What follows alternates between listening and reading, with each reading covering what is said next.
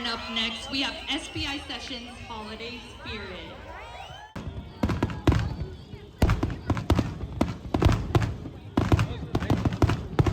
Talisker has not been on the beach enough this year, and he is so excited to go on the beach. He loves the beach. This dog, seriously, the beach is his happy place. And he is definitely excited to go down and sniff the water again. Aren't you, baby? So what do you got? I got candy cane lights. So I'm super excited. More decorations for the camper. Because we don't have enough of them. Like we need Right, those. like we have some decorations here. Oh my god, We're those working are on it. adorable. Let's see. Oh, they're big. Oh. Oh, they just keep coming. So this is kind of cool. This is jellyfish here on the beach.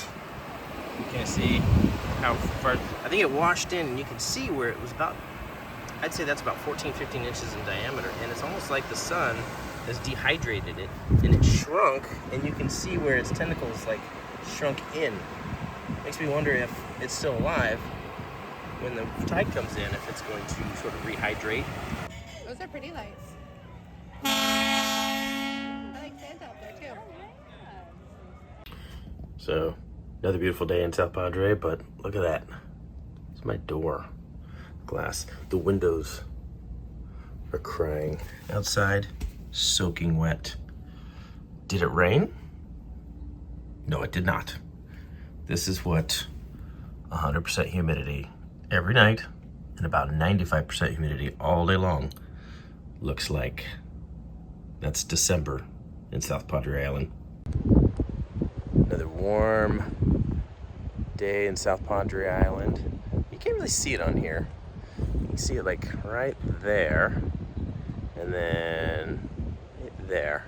Doesn't come out real well. That's actually SpaceX's Boca Chica launch site. That's Starbase. That's where they're testing the Starship. At some point I'll talk more about that and tell you a little bit about the Starship program. Maybe we'll take a tour over there, go show it to you. It's a really amazing spacecraft. But yeah, another beautiful day. We got the Cristo de los Pescadores statue there. That's Jesus for the fishermen, because this is a jetty that goes all the way back, kind of right there behind me. It goes back to Brownsville and the port of Brownsville. So there's a lot of fishermen, shrimp, things like that there. It's kind of cool. Yeah, the SpaceX stuff, it looks really far away on camera here, but it's actually just right there. I mean, you can make out everything. You can see every crane, every spacecraft, every tower over there. It's really cool. It's only a couple miles long, or a couple miles across. So, all right, so we're here at the South Padre Island Farmers Market. This is one of the best things about our traveling lifestyles. We get to go places and experiment and experience all the local things they have, like farmers markets, breweries, distilleries, restaurants, pretty much stuff like that. What do you guys like here? What's your favorite thing? Cilantro sauce and the bread. The cilantro sauce and bread. So I wanted to talk just for a second about why we started our little video blog here. Say hi, Ella. Hello. So, you know, we realize that the internet and social media is absolutely loaded with, you know, people making videos and blog posts and things like that, where everything's perfect. You know, they're all meant to inspire you to take on this journey of full-time RVing, because it's just so amazing and there's always so many cool things. And they're absolutely right. It's absolutely a wonderful lifestyle if you have the right personality. But there are a lot of downsides to it, right? This life is hard. There's a lot of things that go wrong. And when they go wrong in kind of a bad way, because you don't have any, you know, you don't have the stability of a house, things like that. For example, you know, our truck broke down last year and we were stuck thanks to COVID and supply chain problems. This was before the supply chain got really bad. You know, we were stuck for 6 weeks up in Twin Falls, Idaho, as winter set in. And we couldn't go anywhere because our truck spent 6 weeks in the shop being repaired. And it was death by 1,000 cuts. It was one thing after another. And, you know, the snow was setting in. There were also problems with rental cars, so we had trouble getting any kind of transportation. We had, you know, it was, like I said, it's snowy. We just kept having to go back to the campground and saying, hey, we got to stay longer. And, you know, sometimes that can be a real problem when, you know, a campground has people coming in after you. So it's tricky, right? You have mechanical problems with vehicles. Your camper is always breaking. Even brand new ones are always breaking. And so it can be really difficult to deal with. So we started this channel with the intention of, we're gonna show you the good, bad, and the otherwise. And it's gonna be raw and unfiltered. So many people on social media, they spend so much time editing videos to look perfect, and they have this perfect lifestyle. And you know, their house, their RV always looks perfect. We don't wanna show you that. We wanna show you what's a real family, you know, how do they handle this lifestyle? You know, the camper's always messy, it's always dirty. You can dust, but 24 hours later it's dusty again, because that's just the nature of living in a camper. And you know, it's cramped, there's no place to put things, you know, stuff like that. So we wanted you to see, this is what a real family is like, right? Living on the road. We want you to see the fun stuff, which there's a ton of fun stuff. We love this lifestyle. But we also wanted you to see, hey, things go wrong, and here's how we handle it.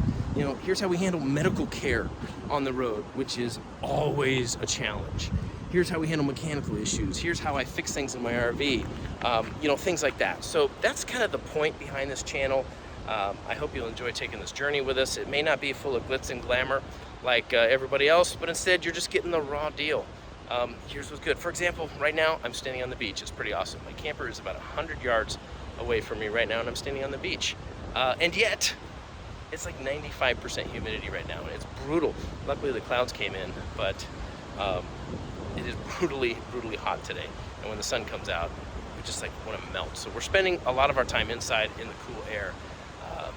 But hey, it still beats being out in a house somewhere, or God forbid, being in an office, which is an absolute drag. So this is the reality of life on the road for us, is we go on vacation from our traveling life, which sounds kind of crazy.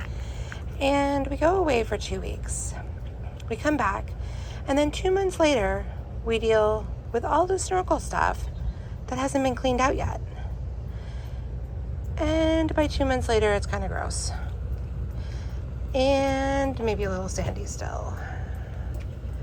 Maybe we brought a little bit of Hawaii back with us. So I'm cleaning everything in a bucket. And then I get to sanitize it all and hope that all of our snorkel gear is still okay for the trip that we're taking in 2 weeks. So I waited 2 months to deal with all this stuff, and now I have to clean it up.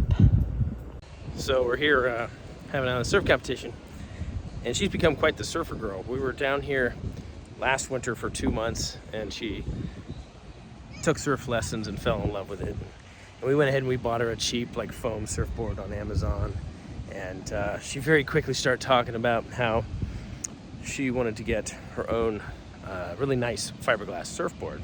And of course, being the, you know, the dad, weight police, space police, you know, we live in an RV, man. Like, you can't have 2 surfboards in your rig. Where the heck are you gonna put it? So I kept telling her no, and we decided we were gonna do the West Coast this summer. We were gonna start in Southern California, work our way all the way up to Canada, basically, all along the coast. And she wanted to surf the whole way. She didn't want to surf on this crappy surfboard. So we were somewhere halfway between Texas and Southern California. I think we might have been in Tucson, Arizona. And I was sitting there working. I was sitting on my couch. And she comes up to me, she says, "Dad," she says, "I need you to stop what you're doing. I need to pay close attention to what I'm about to tell you." I was like, oh man, this is getting serious. Like, she's got something really serious she wants to tell me.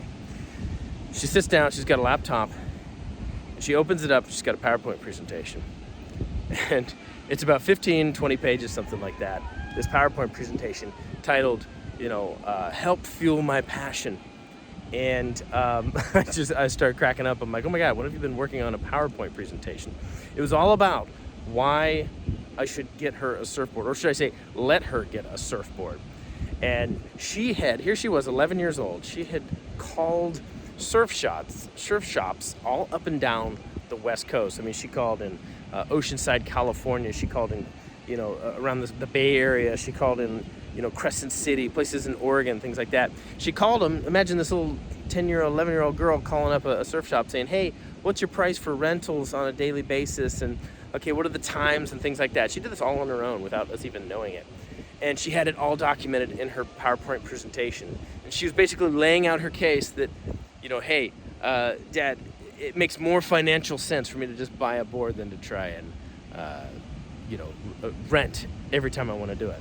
And so she had also laid out all the best beaches. She had been Googling, she had been on surf forums, things like that, figuring out where the best places to surf are. So at the end of that whole thing, I was like, oh, man. Like, she even had payment terms in there. She was like, I'm going to put this much money down. Here's how much I'll pay a month. Here's the interest rate I'll pay you. Things like that. And so I was like, okay, I guess we're getting a surfboard. So now here she is. We got her a surfboard. Found her a sweet fiberglass surfboard. She got a sweet deal on it. Actually from the maker of the surfboard company.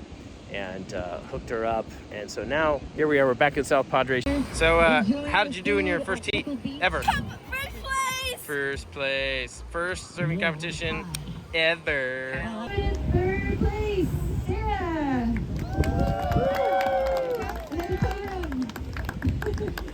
Coming in second place, Gavin.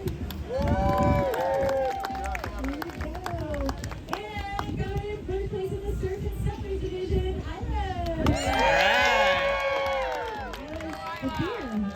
First place. Very good. All right.